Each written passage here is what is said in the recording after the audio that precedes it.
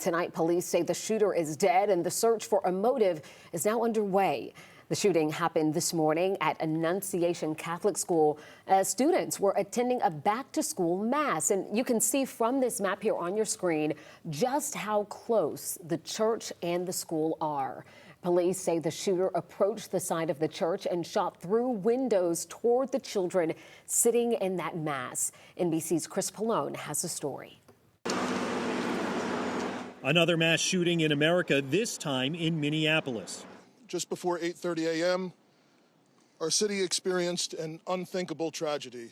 It happened at Annunciation Church as children from the adjoining Catholic school celebrated the start of a new year with a mass. Neighbors described hearing the unmistakable sound of gunfire. So it was sporadic. It was a semi-automatic. It seemed like a rifle. It certainly didn't sound like a handgun. It was really scary. 10-year-old Weston Halsney says shots came through the window next to him. I just ran under the pew, and then I covered my head. My friend saved me though, because he laid on top of me, but he got hit. Several law enforcement sources have identified the shooter to NBC News as Robin Westman. Police say Westman was armed with a rifle, shotgun, and pistol. They say the suspect died by suicide at the scene. Sources say Westman had posted videos online that referenced suicide, extremely violent thoughts, an apology to their family, and contained a sketch of a church interior. The sheer cruelty and cowardice of firing into a church full of children is absolutely incomprehensible.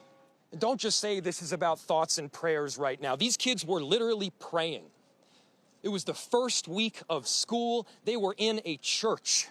Investigators say the motive for the attack is still unclear. Chris Pallone, NBC News. Authorities say the two children who died in this morning's rampage were 8 and 10 years old. Of the 17 other people hurt, 6 children and 1 adult are in critical condition.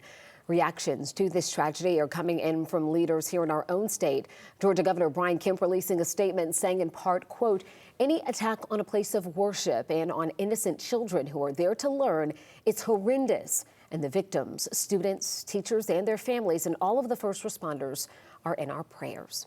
We'll, of course, stay on top of this developing story and bring you any updates out of Minneapolis as soon as we get them.